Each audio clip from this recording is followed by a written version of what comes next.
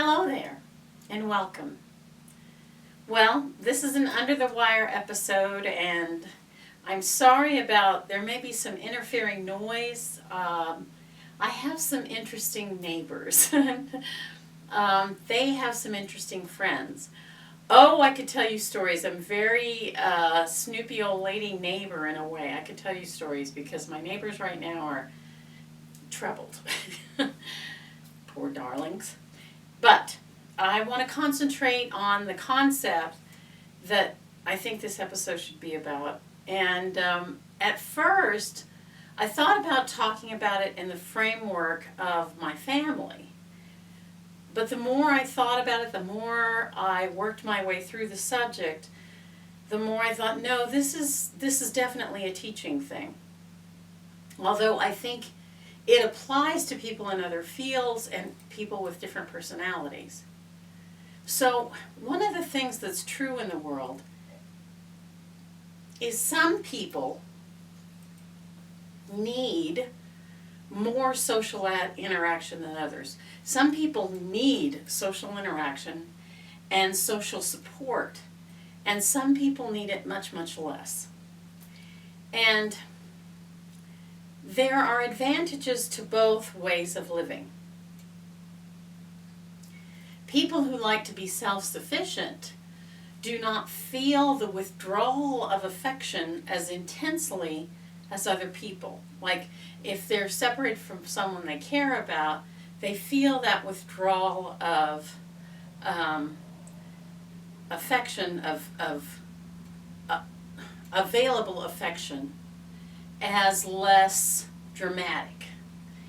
And in my time and in my experience, I've met people that are not good with being, quote, single, unquote. In other words, with living alone and not sharing their domicile, their domestic life with someone else.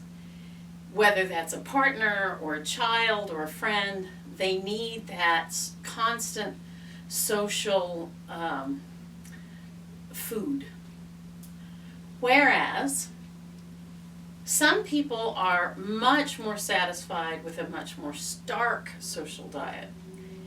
Everybody, though, needs some solitary time. I like to think of it as kind of like a mineral. If you think about how our bodies need minerals, they gather them from the environment. The minerals are present all over the environment. And so they can be in trace amounts in all sorts of different foods. And so our body needs these minerals, these nutrients, and our body can gather it from all these different places. We need, all of us, including those who need a lot of social feeding, we need solitary time, alone time, down time. Teachers in particular need this because the job isn't the way a lot of non-teachers think it is. The job is constant when you're in it. Like during the school year, I was always busy. I wasn't just busy at school. My mind was always working on something for school or working on something about school or serving some scholastic interest, always. If I was at home, I was grading papers or planning lessons or preparing materials for my students. When the students were gone, I prepared materials for them. I'd work through lunches. Teachers often eat really fast, and people are like, "What do they eat so fast?" It's because a lot of times they have less than an hour for a lunch, and during that hour, that break of lunch, they intend to get some work done concerning school. So anybody that's in the teaching business has this constant kind of shadow hanging over them that they have stuff they have to get done. They have stuff there's always this pressure of the timeline working on them.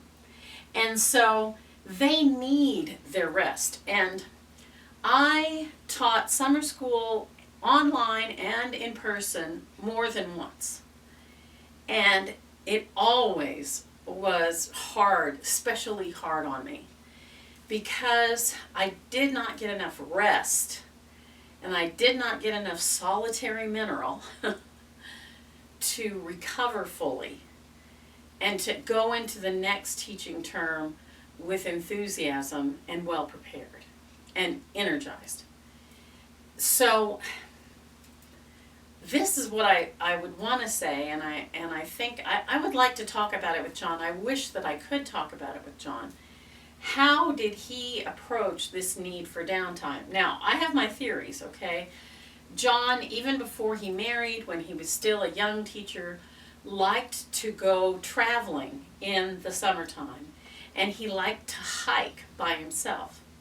And I believe that this hiking was a way for him to achieve this solitary mineral, this quiet pool of meditation from which the great energies of our lives arise.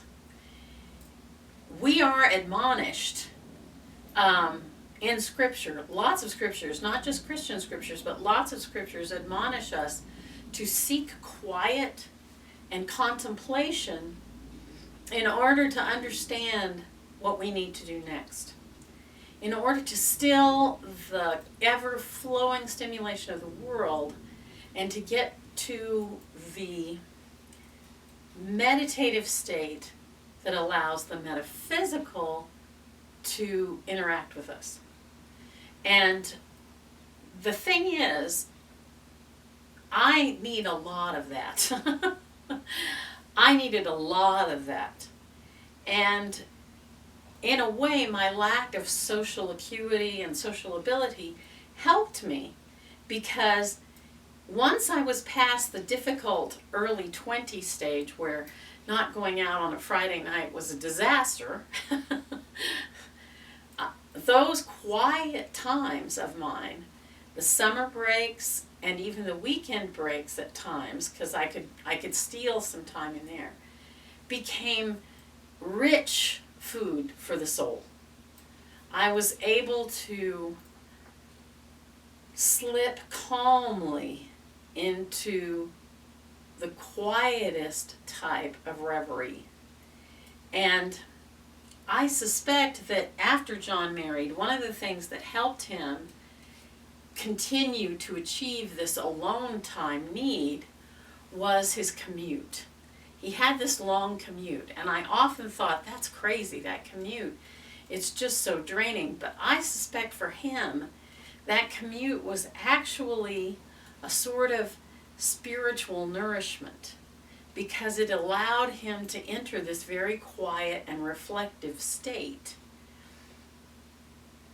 Not so much in the carpool, although I would have liked to have known if he did do that. Like, if he wasn't driving in the carpool, did he pretend to be asleep so he could just be quiet? And I know that he would, in fact, be very quiet between times. He could spend hours with no stimulation, no music, no television, no radio, nothing, just the quiet. And of course, he was deeply well read, and quiet helps readers. It helps them power through big texts.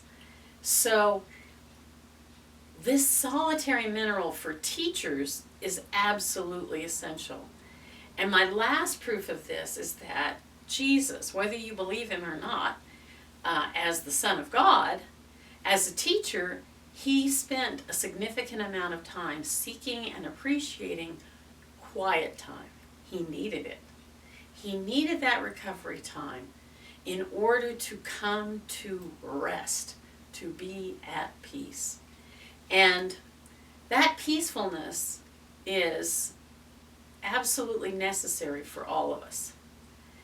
Right now, it seems like we have a world where there's a whole set of people seeking to cause trouble and chaos and suffering, and seeking to take and take and take and take and take from others, rather than to rest in assurance and let others experience their own abundance. And that breaks my heart. It really does. But teachers, hang tough. Take the opportunity to rest, and rest. You need it. Okay? You need to rest. You need to recover. If somebody pressures you to give up your time so that you can give some more and give some more and give some more, hold out and say, I need some time alone and I need some quiet time. And it's not meant to be disrespectful. It's meant to offer you the best of myself. That's it for today. I hope you have a delightful rest of the day. And I hope you see me again, you gorgeous people.